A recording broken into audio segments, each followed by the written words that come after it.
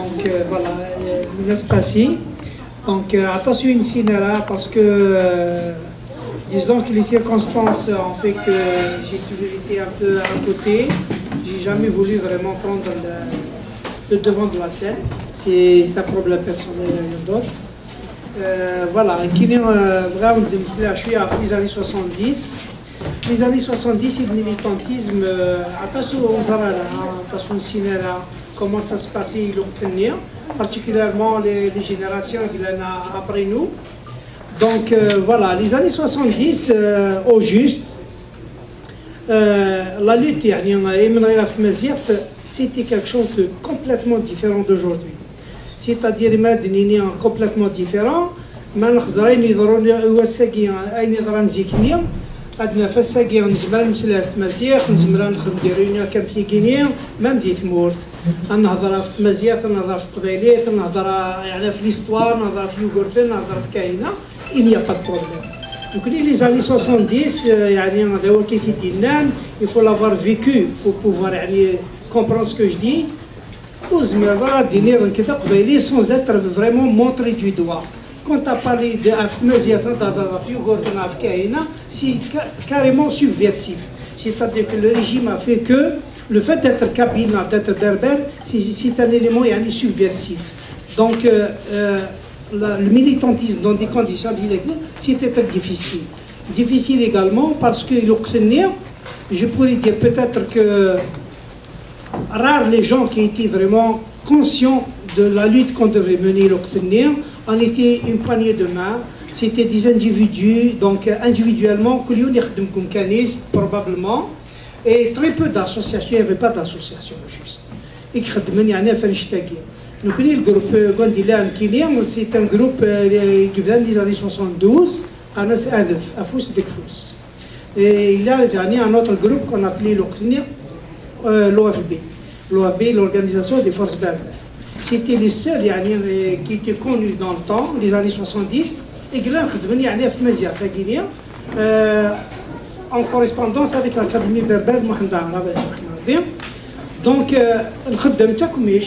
mais on faisait des choses. On faisait la publication, on faisait des revues, on dénonçait le système, on faisait beaucoup de politique aussi, c'est-à-dire on dénonçait le boundinisme, on dénonçait la répression policière, et puis on revendiquait notre identité. Et on appelait les gens à se réveiller sur ça, à se réveiller, c'est-à-dire à prendre conscience que il faut la prendre en charge. Nous connaissons nous connaissons des là. Donc il y a une usurpation identitaire. On a lutté avec ça. Donc des revues. Et dans ces revues-là, on disait un peu de tout, un peu de politique, un peu de culturel. Et donc c'est comme ça qu'on a commencé. On avait des contacts richaouiens et on avait deux, trois cellules qu'on a commencé à structurer et chercher à le dernier. On avait quelques-unes parce qu'on n'a pas eu beaucoup de temps. Et puis, pendant les événements de 76, et puis voilà, on a tous été arrêtés et condamnés pour des peines relativement trop lourdes. Donc, Asmi Raghdin Kounien, en disant il y avait des éléments de loi qui Mohamed Haroun Tirahmarbin, il y a Sharad El Hussein, il y a Mujbar Ismail, ce sont des éléments de loi.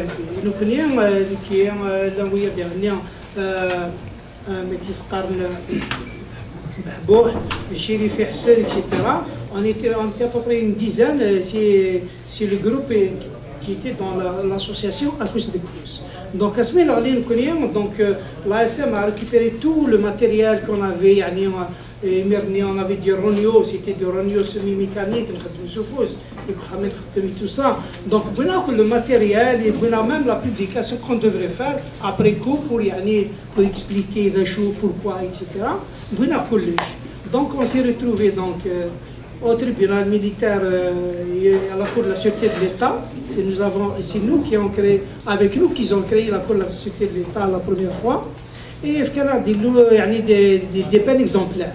Des peines exemplaires, c'était pour décourager d'autres qui doivent venir après nous normalement. Et en même temps, c'était pour nous placer. Et je pense que quelque part, ils ne sont pas arrivés à le faire parce que, toujours, et puis, vaille que vaille, أين ساعدة puis la lutte continue puis هذا الشيء دينا نظن إما خزر أين يقلنا ساقين وين يقلنا زيكني je pense quand même نخدم des pas en avant sauf que peut-être qu'il faut faire un peu plus il faut aller un peu plus vite et peut-être arrêter de nous dire nous désunir peut-être si on arrive un jour à trouver un moyen de travailler tous ensemble je suis sûr qu'on va faire un pas en avant et que Thamazia Taguin aura sa place très prochainement Inch'Allah. Voilà, c'est tout ce que j'ai à vous dire sur ça et puis les questions viendront si vous voulez.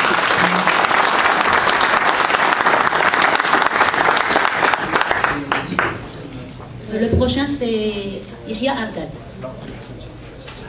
Oui. Hassan Ziani, je m'excuse.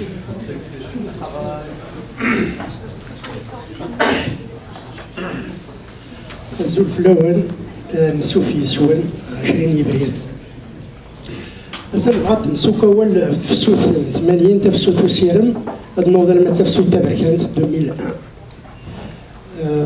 bien sûr, je n'ai rien à vous apprendre là parce que c'est des événements relativement récents. Donc, mais le plus intéressant, ça serait de considérer les tenants, les aboutissants. Des chiffres de l'an avant, des chiffres de l'an après, ça serait de ça ou de ça. Alors, donc, pour dire un mot sur 80, je fais ma côté pour la plupart qui étaient بدات ديما l'université الزدوية تيزي وزو عرض نضمو مع برادي عفور بفلاس فين كنا دي خدم une conférence في لا بويزي كابيلونسيان يوغال سقاد عنص دي جدرمينا بن خداح بسنت تسقي لي تنسال à partir du 13 mars بدات لي مانيفيستاسيون تيزي وزو et على الجزائر personnellement j'étais à Alger où les à Alger il y a eu un premier événement le 26 mars personnellement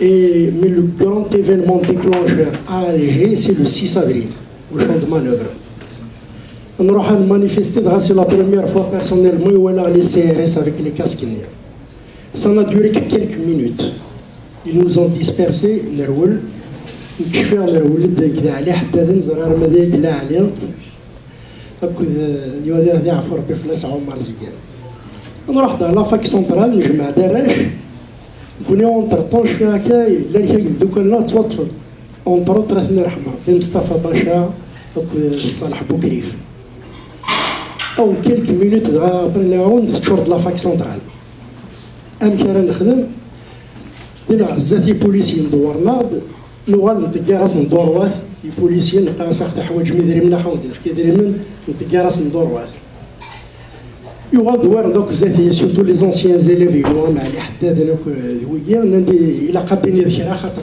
لي جون زيتي ديزومباري راهو لا سير بيديستال لا بي يو وزرا راه ميم با شارع الدنيا يسوي alors تعاود كيكربوا ولا كيسقى كون نحبس راه المفرد يمدو لا ونحبس راه يسير الفوت كرافات نخدم ماني لاقني لاق كوني غير المفرد يمدو لا الرشاك اللي الزهير يغلط لي شفاف لي شارجي دو ليكونومي مدام رحال نسولتي انت في لافي اللي بلوز ابيتوي لافي ان ديسكور بلو كويرون نبداو نسولو شويه شويه كاكا هذا فهم وراش هذا مصطفى الصالح وغالب هذا غيوغال هذاك الروح اي سينا هكا الجي دوبوي لو 6 وتحبيس لو 20 افريل زعما كنا شويه هذا سميريك جوستمون لي سي ار اس لي سيت يونيفرسيتير تيزي وزو شابر فازتنا peut-être qu'il pourra donner plus de précision après راك شمل في الدخنه كراش وين الهنت وين في الحبسنت أثبتها سكواز كان يوم بعد يتيزي وزور حبيس نسال لي مانيفيستاسيون جو باس سور لي ديتاي كو كونيسي سا بيان سور حبس يمدانا نتمانيفيستي المدفع نداعن نوغال نعاودها سا بري لا ميم شوز اون 81 La suite, je la laisse un peu dans le débat parce que ça dépendra de la curiosité des uns et des autres. Mais 2001, c'est encore plus récent, ça a commencé par l'assassinat du jeune Massini Sagamah. Ils l'ont assassiné, on se rappelle bien, à l'intérieur de la brigade de gendarmerie. Et Nenard Bnith Fast mitraillette au gendarmerie. Non seulement mais aussi ils insultent notre intelligence. Mitraillette au gendarmerie dans la brigade. Quand on sait que le plus simple des gendarmes, c'est un sergent. C'est un sergent d'un corps d'élite. Ce n'est pas un sergent d'un corps ordinaire. Un qui reste fort mitraillette. Et ce n'était pas la seule bévue. Il met plus de 12 ans. Ce qui veut dire qu'il y a une volonté politique derrière. Ce n'est pas un incident malheureux. Un dérapage d'un jour. Et puis qui peut durer 2-3 jours, une semaine. Ça a duré plus de 2 ans. Donc il y a une volonté politique derrière. Ça coïncide, pour ceux qui se rappellent, avec la fameuse concorde civile de Bouteflika. Concorde civile qui veut dire bien sûr réhabilitation des terroristes. Il fallait qu'ils leur donnent une zone libérée pour tenir leur congrès. Et c'était la Kabylie qui était toute désignée. Et selon les analystes, c'est ça qui était à la base de la provocation. Et ça a duré donc plus de 2 ans. Là, j'aimerais dire un mot, comme je disais tout à l'heure, sur les tenants, les aboutissants. Évidemment, 80 ou derrière Guinée, où le Mankouriméren c'est un mouvement spontané, mais en fait, ce n'était pas si spontané que ça. Mais nous allons faire autant sur le plan culturel et linguistique, autant sur le plan politique que même des actions armées, il y en a toujours eu. Quasiment depuis toujours. Sur le plan culturel et linguistique, déjà à la fin du 18e, début du 19e, si Mohamed Mohamed, Cheikh Mohamed Hussein a passé de naine le colonialisme. Donc, la lutte sur le plan culturel, elle était là. Boulifa qui a commencé déjà l'écriture. Dans les années 30, les frères Amrouche, Jean Amrouche, Tos Amrouche, qui ont revendiqué ouvertement et dans leur écrit et dans des conférences, donc la culture et la langue berbère. Dans les années 40, Mouloud Mahamri, Mouloud Faraoun. Dans les années 50, la chanson, Slimana Azim, Zerouka Alaoua notamment.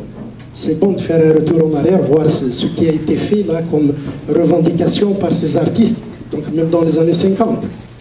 Dans les années 60, l'Académie berbère de Paris, donc c'était ça. Dans les années 70, c'était surtout la chanson moderne kabyle. Revendicatrice avec Yédier, Farhat et toute la vague qui s'en est suivie. Sur le plan politique, également, ça a toujours bougé. Déjà à l'époque des Turcs, vous pouvez chercher, il y a eu quand même des formations de plusieurs collectifs à partir de Soudrine. Il y a eu plusieurs tentatives, bon, qui sont de la plupart par des échecs malheureusement. Sous la domination française, avec les débuts d'organisation déjà dans les années 30, Aïmash Amar avait revendiqué la chose déjà à la formation de l'étoile nord-africaine. Dans les années 40, il y a aussi des noms comme l'Aïmesh, Benay, Ould Hamouda, Amar, Mbarkaït Medinet, plus tard. Dans les années 50, Kirim Belkassim, la wilaya kabyle. Attention, c'est très important. J'ai bien aimé dernièrement, il y a un ami d'Inel, il a dit Farhat Mahni qui a créé le MAC. Il a dit Kirim Belkassim. Et c'était quoi? Je crois qu'il avait raison. En 1953, quand ils avaient créé le CRUAS, qui est devenu le FNN par la suite, Titouche Mourad notamment voulait rattacher la Kabylie à l'Algérois. Kérim avait refusé. La Kabylie est une région distincte, ça va être une wilaya distincte, et de toute façon, il a fallu des démarches de Boulaïd notamment et tout ça, pour que Kérim les rejoigne une seconde fois. Mais la Kabylie s'était érigée en wilaya, et ça a été la plus importante pendant la guerre, il ne faut pas l'oublier.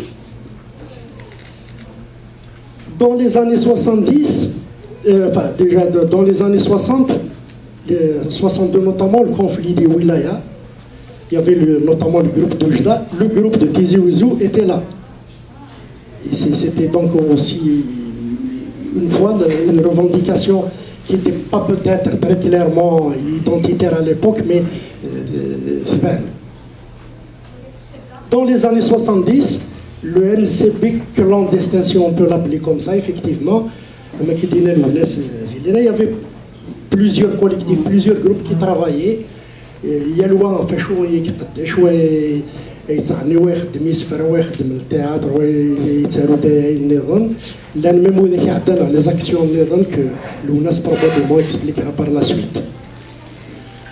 Sur côté armée, il y a eu également plusieurs tentatives déjà à l'époque des Turcs.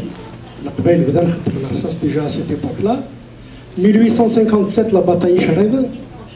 71 1871 Cheikh Haddad al-Mouqrani, les années 40, encore une fois, le maquis de Karim Belkacem, et le 8 mai 45. Le 8 mai 45, pour le commun des mortels, c'est Assétif. Je regrette, c'était en Kabylie, c'était Kharata et Amoucha. C'est des Kabyles. Et c'est là-bas que ça a commencé. C'était pas Sétif, pas en tout. Les années 50, assassinat de Naïwali, ou de Hamouda, Mbarkaït Megilet. Donc c'était encore une fois le recours aux armes. Dans les années 60, en 63 plus exactement, le maquis du FFS. Et dans les années 70, il y a eu d'autres tentatives, comme je disais, le NES va probablement revenir là-dessus. Donc si on revient rapidement sur 2001, ça a duré plus de 2 ans. Ça s'est soldé avec 127 morts, des milliers de blessés et des handicapés à vie. Le malheur était de constater qu'aucune région d'Algérie n'a manifesté pour nous. Même pas une manifestation, même pas une conférence. Rien, on était isolés. D'où ce qui a amené un groupe avec Farhat Mahni à créer le MAC. Puisqu'ils se sont dit, il n'y a plus rien à faire, il n'y a aucune solidarité. C'est le moment de nous prendre en charge. Et qui a donné ce que vous connaissez par la suite donc, dans cette filière. Il y a eu d'autres filières qui se sont développées évidemment. Cette filière du MAC a donné le GPK, et le GPK qui a donné tous les événements que vous connaissez, l'hymne, le drapeau et tout ça, et qui s'en va maintenant vers la deuxième étape qui sera un parlement kabyle. On en parlera par la suite si vous voulez. C'est le merci.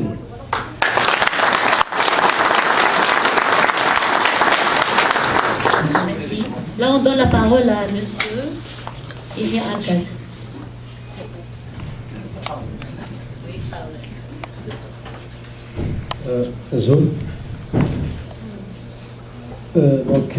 Moi je vais essayer d'aborder un aspect, donc c'est le traitement médiatique des événements, notamment de 80 de 2001. Donc à l'époque, vous savez, le contexte historique c'était le parti unique, donc forcément la presse unique. Donc il y avait une sorte de charte de plan, donc on ne pouvait pas s'exprimer librement, ni manifester, ni les journalistes n'avaient pas la liberté d'écrire ce qu'ils voulaient écrire. Donc il y avait quand même une censure assumée, disons-le tout de suite. Donc, par contre, ce qui s'est passé en 80, pendant que Mahmoud était interdit de conférence, c'était passé inaperçu dans les médias. Je à l'époque, Moudjahid dit que le chef de l'actualité, c'était Taroche de nous. Il n'y avait même pas l'horizon à l'époque. Et ça a provoqué tellement ça. Il y a eu une mobilisation donc au niveau du CUTO, etc., au niveau des centrales industrielles, donc chez les travailleurs. Ça a poussé Moudjahid à réagir violemment, sans qu'il y ait une couverture des événements, sans qu'il y ait une lecture, disons, journalistique des faits. Ils se sont, donc c'est Kamal Belkacem, vous vous souvenez avec certains d'autres Bouchfanas, Kamal Abdel Qassem, il a pondu un chiffon où il a traité Oued Mamri de tous les noms. Je peux vous citer un passage dans cet article paru dans le Moujad du 20 mars 1980. Andasina, au nom de la direction politique, à l'écoute des masses, prend en charge tous les problèmes des citoyens afin de résoudre de manière globale et juste. Notre peuple n'a que faire des donneurs de leçons, et particulièrement des gens qui n'ont rien à donner ni à leur peuple ni à la révolution. À des moments où la contribution de chaque Algérien à la cause nationale était symbole de sacrifice et d'amour de la patrie. La langue arabe, revendication de notre peuple, et notre langue nationale, et il est temps qu'elle reprenne la place qui lui revient dans tous les secteurs d'activité en Algérie, donc du pays. Bien sûr, Mamri a été vraiment touché dans son amour propre, comme il l'avait dit dans des conférences à l'époque. Il a écrit une mise au point qui n'a pas été parlée dans le Moudjahid, mais elle a été distribuée par le collectif étudiant à l'époque, au niveau de la fac d'Alger, notamment lors de la marche du 7 avril 80. Ils ont distribué la mise au point. Je peux vous citer deux passages, un de Sina, en réponse de Kamal Abdel Qassem. Si je comprends bien, vous voulez vous donner en même temps le beau rôle d'un libéralisme de principe avec les avantages de la tyrannie idéologique. En un mot, être en même temps progressiste dans les termes et totalitaire dans les faits. Vous nous visitez, ne trompez pas. Ce genre d'agissement n'a pas la vie longue. On peut tromper tout le monde quelque temps, on peut tromper tout le temps quelques hommes, on ne peut pas tromper tout le monde tout le temps. Donc la mise au point a été parlée plus tard, donc je pense le 11 avril 1980, dans un journal le matin. C'est pas le matin d'Algérie, le matin en France, qui a disparu depuis. Voilà, donc ça c'est par rapport à 80. Il n'y avait pas donc de médias. Le mouvement était donc privé d'un moyen de médiatique pour faire passer le message. Il y avait un seul moyen, il n'y avait même pas Facebook à l'époque, c'était le bouche à oreille, mais il y a mieux. Il y a ce qu'on appelle le tract. Le tract aujourd'hui, on peut l'appeler le communiqué, on peut, etc. C'est l'ère moderne, mais à l'époque c'était la clandestinité, donc on l'appelait le tract. C'était anonyme parce qu'il y avait la réparation, et le tract avait fait plus que les médias à l'époque. Donc le tract avait une force de frappe qui dépassait les journaux à l'époque publique de l'État. La preuve, c'est que le 16 avril, l'appel à la grève générale, c'est la première grève de l'Algérie indépendante. Il a été massivement suivi en Algérie. Il n'y avait ni Liberté, ni le Ouattara, ni le Moudjahid, ni télévision, ni Armand Pouzoir. Il y avait un tract distribué sous le menton, si on peut dire. Mais la grève a été massivement suivie. Bien sûr, au centre de la grève, il y avait la problématique culturelle, c'est la revendication amazigh qui était au centre de l'appel. Voilà, donc, si on peut résumer, donc, en 80, il y avait la chape de plomb, il ne fallait pas que le mouvement soit médiatisé, il y avait la répression, mais la mobilisation populaire a fait que la chape de plomb a éclaté et que la répression n'a pas endigué le mouvement, l'élan du mouvement. La preuve, ça il a pris de l'ampleur depuis jusqu'à présent, on parle de 80, il mobilise toujours. Donc, voilà, arrive maintenant 2001. Donc c'est notre contexte, il y a le pluralisme médiatique, il y a donc la presse indépendante, il y a une diversité médiatique, la presse partisane, la presse indépendante, la presse spécialisée, la presse étatique qui était du peu de temps déjà là. Donc il y avait, comme Hassan l'a dit, l'assassinat de Guermah dans une brigade de gendarmerie. Puis il y a eu donc, la répression qui s'est abattue sur plusieurs régions en Kabylie, et ce qui a donné naissance à un mouvement d'IAR, ce qu'on appelle le mouvement citoyen. C'est un mouvement. À l'époque, j'étais chef de bureau du journal du matin, donc c'est un mouvement que j'ai vu naître. Donc je peux témoigner que la presse, à l'époque, avait accompagné le mouvement, parce que c'était une cause juste. Les journalistes ne pouvaient pas dénoncer un mouvement qui revendique une justice, qui revendique quelque chose de légitime, disons. Voilà, donc il y avait, à l'époque, je me souviens, il y avait ce qu'on appelle les marches corporatives. C'est-à-dire, avant la marche du 14 juin, à Tizi Ouzou, il y avait la marche des médecins avec leurs blouses blanches, dans la ville de Tizi Ouzou, ça a mobilisé beaucoup de monde. Il y avait la marche des avocats avec leurs robes noires, ça a mobilisé effectivement tout le collectif, tout le barreau de la région. Il y avait aussi la marche des journalistes, de la presse. Je n'étais pas l'un des organisateurs à l'époque. Nous avons aussi marché pour dénoncer la répression parce que c'était à l'époque les jeunes qui se faisaient encore assassiner. Donc voilà pour vous dire que la presse s'est impliquée à son corps défendant, disons-le, dans ce mouvement, dans la revendication du mouvement citoyen. En plus de son travail journalistique, c'est-à-dire qu'on a fait travail de manière indépendante. On couvre les conclaves, on couvre les manifestations, on couvre les communiqués, enfin, à l'époque, ce qu'on appelle les tracts. Donc on avait fait les assemblées générales au niveau des universités. Donc la presse a fait son devoir, mais en plus de cela, elle s'est impliquée parce que c'était une injustice qui s'est abattue sur la Kabylie de manière arbitraire. Voilà. Autre chose, pour souligner l'apport de la presse, c'est que la commission ISAD s'est beaucoup basée sur le travail de la presse. Mohamed Issad, il nous a reçus à Tizi Ouzou, il est venu pour nous voir, parce que nous étions sur le terrain, sur le front, on avait vu les jeunes tomber, on était proche, on avait rapporté les événements presque de manière instantanée. Donc on était des témoins privilégiés de la tragédie. Donc c'est pour ça que Mohamed Issad, dans son rapport, il a tenu à ce qu'il associe la presse, à ce que nous témoignions dans ce que nous avions vu. Ça a été fait, mais bon, on sait le sort qui a été réservé au rapport Issad, comme tous les autres rapports d'ailleurs, la justice, voilà.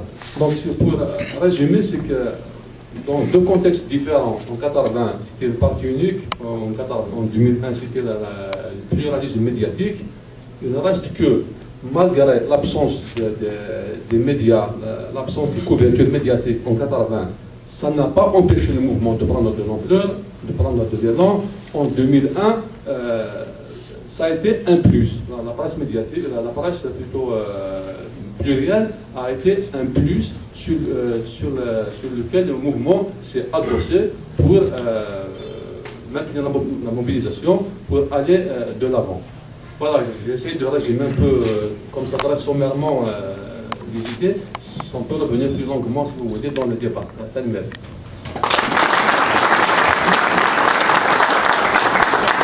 Là, on passe